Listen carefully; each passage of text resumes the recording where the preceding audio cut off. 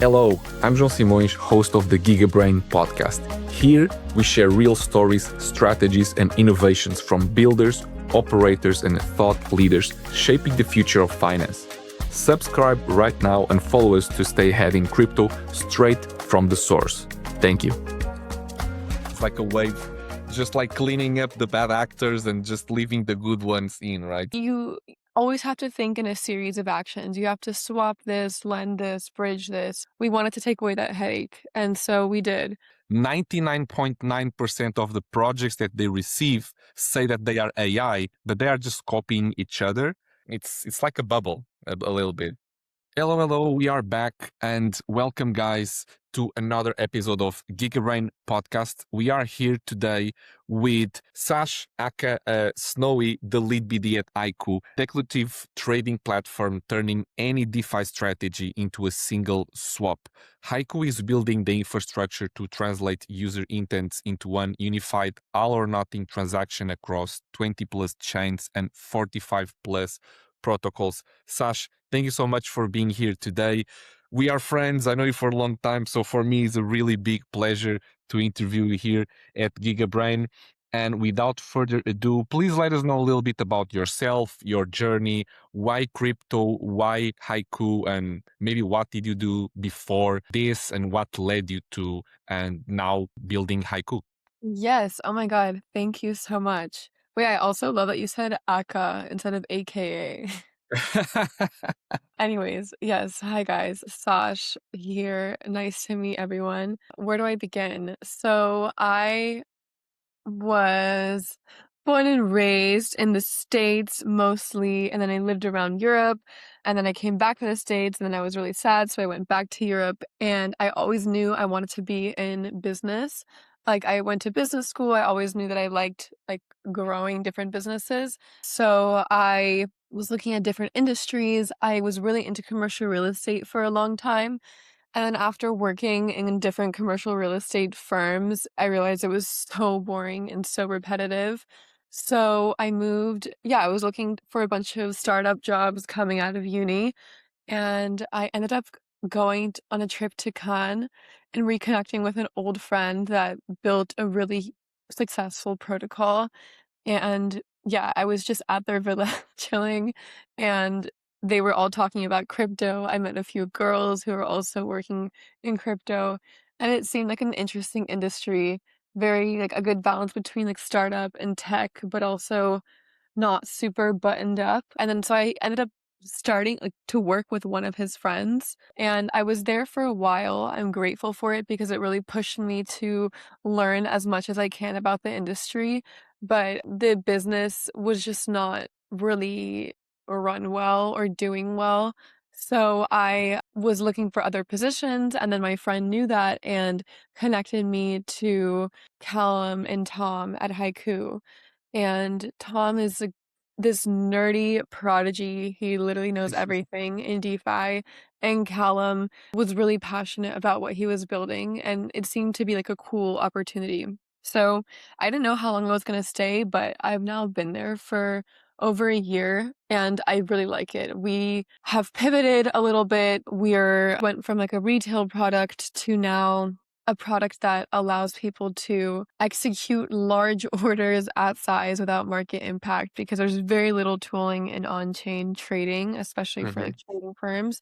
So that's pretty much our focus and what we're up to. And long story short, that's how I got into crypto. Amazing. Yeah, that's the classic story that I was chilling at the villa and then got some bros and we started something. That's the classic startup story. And I love that because like I think everyone that is in crypto already passed through that story or that phase. And even for younger listeners that are out there still in uni and listening to this, it's all about networking. It's all about going to the right events, knowing the right people, and then beautiful things start from there. So yeah, that's the perfect crypto story. Thank you for sharing. Now looking to Haiku itself. So what is this, the really the story and what are you actually doing? Can you explain Haiku for a person that doesn't know and wants to know what is the company doing and what are the problems that you are solving today? Yeah, so In DeFi, it's really you always have to think in a series of actions. You have to swap this, lend this, bridge this, and that's pretty much what the problem we were trying to attack initially. We were trying to be able to execute like the complicated strategies in one click, whether it be like rebalancing your portfolio or let's say opening like a cross-chain delta neutral strategy. We wanted to take away all the steps, like whether it be like jumping between different platforms to make sure that your position is always balanced, or as again, that's just an example. But you had to go to a bunch of different platforms to like lend, bridge, swap, add collateral, remove collateral. So we wanted to take away that headache, and so we did. And I think we're the only protocol that does this that's not hard coded. So it'll maneuver depending on market conditions, like the best path to execute your trade. That same we were kind of selling this, but there seemed to be competitors in the market, which we knew that we did it best, but we also knew that we were too small to compete with like the bigger quote unquote aggregators, even though we went way beyond aggregation. We just also knew that there was not enough retail people right now doing difficult, complicated trading strategies. So we spoke to a bunch of trading institutions, anyways, talking about this product. And then they were telling us that they had issues with execution at size without like market impact. So we're pretty much building that out. Got it. And how big is the team, by the way? We're 5 people. 5 people. Okay, that We're makes pretty sense. That small makes right sense. now. And I know that Haiku pitches itself as letting users declare a target state instead of executing a path. What does that really means on the? I know that you are pivoting a little bit, but if you can explain Yeah, this on the aggregation side.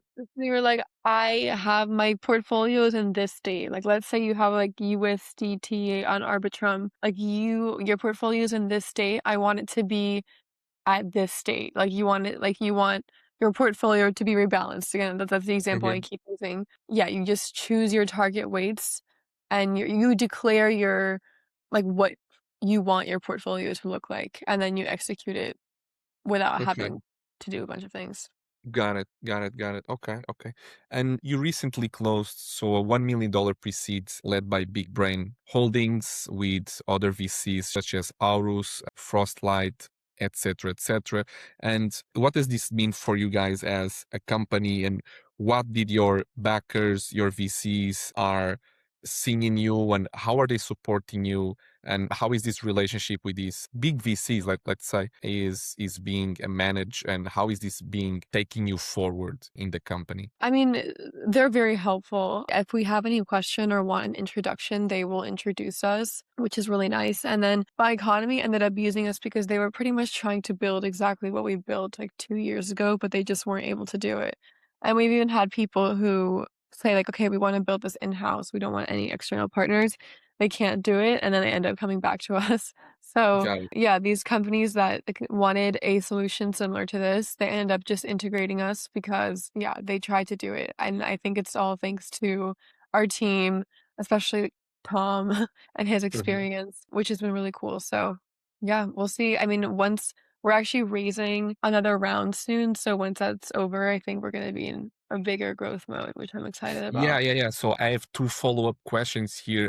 One is if you can explain the new pivoting for the new listeners, and another one is exactly about the new round, because I remember that you said that you've been having a lot of VC calls. So if you can share a little bit maybe about valuation, how much you are raising, that may be really cool for any VCs that are listening to our podcast Yeah, too. of course. I don't think my boss wants me to display that publicly, but if any VCs want to hit me up and learn more information, please let me know. I'll talk to you, but yeah, I don't think I can talk about it on air. Okay. Okay, okay. So explain a little bit about the new pivoting and how does that influence the future of Haiku? It influences because there seems to be a lot more people who are trading on chain right now, a lot like more banks, a lot more institutions. So they, yeah, are going to I mean, and they're already trading hundreds of millions of dollars of volume every single day. So through that, we're, I think, going to be growing faster and we'll continue to build out our product.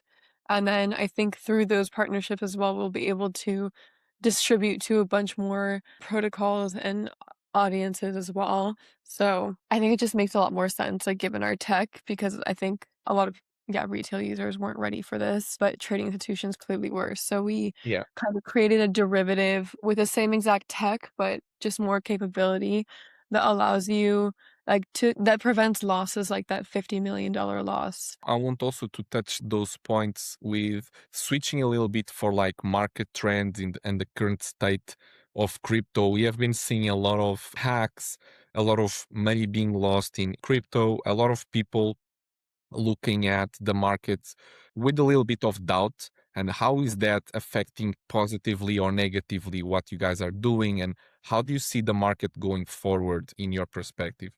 I think it definitely impacted everyone to some extent, but at the same time, I'm not that worried because everyone still remains to use crypto. Like more people, more countries are constantly using it, and more like banks are even looking to trade on chain. So I'm not really worried. I think it's just one of those cyclical things, and whoever survives the bear market are the ones that will come up on top. So That's true. That's very true. That's very true. Actually, I've been having the same conversation with friends and people in the industry, and it's exactly that. It's like a wave, just like cleaning up the bad actors and just leaving the good ones in, right? So I think it I'm makes thankful for it that. makes total sense, exactly. And so with Haiku trying to also like kind of abstract a lot of these concepts, how do you see the act of trading in DeFi in like, let's say 5 years from now? Like, do you think users will still see chains, gas, protocols at all, or everything will be abstract by that time? I honestly think so much will be abstracted. I feel like I mean, having chains is great that have, like, their exchanges built on top of them, but, like, I feel like Hmm. the only way people are gonna use crypto is to abstract all of those things. Like, low key, like, I don't think we need any more chains than what we have right True. now. So, True. I think that we have all the assets that are necessary, and I think that the people that will come back on top are, like, people who create yield for other people or like tooling and infrastructure and stuff like that. I definitely think it'll be more abstracted. I think more people will be using crypto and every day. Like I already know people that have a crypto credit cards and like Hmm. as do I. So yeah. Yeah, we have been chilling the EtherFi card a lot here on the pod Yeah. because everyone likes it. Like I'm using it, we are using it as a company. Everyone is using it, so it's a great Yeah. product. Yeah, that's very true. A lot of companies building cards, and that's also something that it's really revolutionizing payments nowadays. So definitely something to look at, 100%. And looking at AI agents, which is, of course, something that everyone is talking about nowadays, AI agents.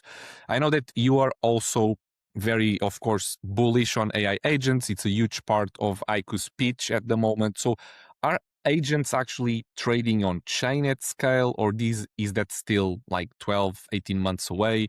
Or how are you seeing this type of market? And especially, how is Aiku seeing this evolution for you guys? It's actually funny. AI agents are no longer really part of our pitch at all anymore. Okay. So But what we would changed? yeah, we end up I mean, again, we just kind of moved from a retail product and our AI was more of a proof of concept. Like I used to use Mhm, the AI to like bridge my assets. I'd be like bridge my USDC on ETH to I don't know, like USDT on base or something like that, mhm, and it mhm. would do it. But I love AI. I literally use like Claude as my assistant for so many areas of my life.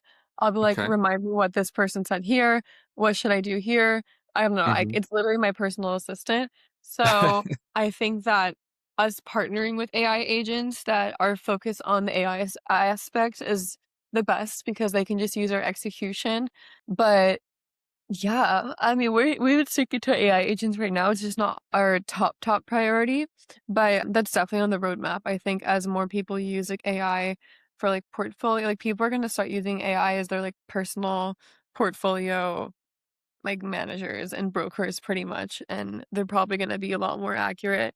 So you see AI agents more as like a tool to help, but they don't trade for you, right? Yeah, it'll depend on the AI, and again, it depends on who we're partnering with. But yeah, I'm not sure if these AI agents are trading for you unless they have the execution, and if Hmm. they do, it's more of a step by step. They can't do multi-step yet so far. That's actually the main reason we've been speaking to them. So, yeah, but we love AI. It's Got not it. pitch, but and so it's funny because some VCs are really excited about AI, but some don't believe in it at all, or they don't think Yeah, it's that's very true. So I've been going also to a lot of. So I think that you know this in Portugal, in Lisbon at the moment, there is like a big community of VCs, and there is a lot of events Mhm. locally about VCs, VC investment. There is a lot of firms that have partners here, and I've been going to a lot of these VC events in these past weeks. And a lot of these people are actually starting to turn away from AI because 99.9% of the projects that they receive say that they are AI, but they are just copying each other. And Yeah, then they are exactly. That's just focusing on the rappers. ones that stand out, which is 1% that is not doing AI, you know? So yeah, it's like a bubble a little bit. It's such a bubble. It's also like they're all like, yeah, just rappers. I guess anyone can like vibe code anything now. So I think people are looking for things that are not easily replicable and that are actually original as well. 100%, 100%, 100%. And this leads me to my next part of questions and of this podcast, which is market trends and really how are you seeing the market in terms of bullish, bearish? I always ask this question to everyone that I'm interviewing is, do you think that we are in a bull market, in a bear market, and why? You know, I'm the worst person to ask these questions because like in my head, I'm like, I'm literally just a girl. Like I just don't care. I genuinely just don't care. Which I mean, I guess I should care to some extent, but I just know, like, from anyone working in, like, no whether it be normal finance or, I guess, this kind of finance, things are gonna go up and down, like, and that's literally what Warren Buffett said, like, so I just You are just focused on building pretty much. yeah, That's it. like, as long as I see, like, utility and demand for what I'm doing, then I'll continue going there, but there's even huge companies right now where I'm like, "I don't wanna work for you guys." I mean, not that I'm looking to, but, like, I would never wanna work for you guys because even though this is big and you guys have raised a lot of money, like, this is, like, just a dying like, this is just a downhill situation. So I'll look at different companies and, like, whether I see to be honest, I feel like I could be a great VC now that I'm thinking about it. But, I love but that this podcast is like going up and down so crazy. yeah, I don't know. I don't really care about the market. Like, as long as I see demand for whatever is happening, then I will do it. But again, things will go up and down. Like, who am I to stress about that? Perfect, strange answer. I think this was the most strange answer we got in this question. You pretty much are saying that the market will always shift. So you are just going and you don't care about the volatility. You are thinking like a trader. You trade the volatility, which is absolutely fair, right? So, and this also leads me to my next question, which is which are the biggest lesson that you think you learned in these past few years doing BD in DeFi so far? Definitely just like adjusting your approach for different people. I think this job makes you super cognizant about how to talk to people and how to approach people. I think that people in real life, for example, no one wants to get super into business like when you're meeting them the first time, but you want to give them like just enough information to kind of interest them. Yeah, yeah, 100%, 100%. And what, in your opinion, what is your most controversial take on crypto or DeFi as of today? Like there is so many, so like pick one. Two controversial takes. I don't believe in founders tweeting a lot. I find it weird. In fact, like, I Hmm. already know how I am when I post on social media, and that's, like, Hmm. different for medias. I guess unless you have someone else who's tweeting for you, but then I find that weird too. Like, in my head, I'm like, "If you're a founder, like, you need to be building. I don't wanna see you tweeting." Like, sure, I Okay, want your marketing guy tweeting, but I don't want to see again, that doesn't mean, like, the occasional tweet is fine, but, like, of I know course. people who are, like, constantly on Twitter. I'm like, "Are you getting paid to tweet? No. You're getting paid to build. So what are you doing?" Like, I don't know. I just think it's a weird look because 'cause I'm like, "You should be focused on building." And then I'm glad many of the stupid people have kind of filter themselves out because, like, even joining crypto, like, 2 years ago, there were so many, like, really dumb people. And Yeah, I like more like the crypto degens, etc. Like that market is gone, you know, like everything degen related, it's pretty much over. Like it's weird when sometimes I'm at events and I guess you will agree, and you have some people saying like, oh, I'm building this NFT marketplace. I'm like, guys, NFTs is like 5 years ago. Like, you need to evolve, you know? And you know what? I never believed in NFTs either. I always thought they were stupid too. I think that people, I'm just glad that many of them are gone because I felt it kind of scared me. Yeah, I'm just glad it's becoming a lot more legitimized in that respect, I Yeah, think. it's more legit. It's more institutional, more legit, 100%. And what is your favorite non-crypto tech right now? Is it AI? Is it, I don't know, anything else? Robotics? I don't know, Oh whatever. yeah, robots. So robots for sure. Like I'm so excited for robots to like do all my chores and laundry. I can't wait to have a robot. Like a robot's probably gonna be taking care of my kid. Fair, fair, fair, fair. Yeah, I love self-driving cars. I love, like, not doing any manual labor. Like, that's the most exciting thing for me. Okay. And to start to wrap it up and entering the final stages of the interview. So yeah, can you share a little bit about your roadmap at Haiku in the next, let's say, quarter, 2 quarters until the end of the year? Like, what is your plans? What is your targets? You said that you are also looking to raise a new round. Maybe if you can share a little bit about any details that you want for anyone listening that you guys are doing in the next 6 months, 1 year. Yeah, of course. So, yeah, we will have raised another round, strategic round, not a seed yet, just because we need our product to go live before we rate a seed, and we don't want to be like stupid about that. And then I'm just excited for our product to go live, which should be like pretty soon because I've been using the alpha version of it and it's been really cool. I think in a year we're going to be in a very different place, having a very different conversation. So I'm really excited about Okay, that's really nice. And for the listeners here, if you can just shill out your website, maybe your Twitter if you want, anyone listening so they can follow you, that will be amazing too. Yeah, I need to start tweeting more again, but my Twitter is like Sash Snowy. And then Haiku Trade on Twitter, haiku.trade on a website. And yeah, thank you so much. Let's go. Another fantastic podcast, another fantastic guest. Sash, thank you so much. It's always fantastic to have you. For me, it's always great to have friends on the pod. That's why I like to do it, you know, and to bring people that are fun to interview. Thank you And so much for having me. I appreciate it. and yeah, and I guess I'll see you next time, the next event. And guys, I'll see you in the next episode. Thank you very much for tuning Thank in. you. GigaBrain is brought to you by Swell Labs. To find out more about Swell, go to swellnetwork.io and make sure to search for GigaBrain in Apple Podcasts, Spotify, or wherever you listen to podcasts. Hit the follow button so you don't miss any future episodes. Thanks for listening.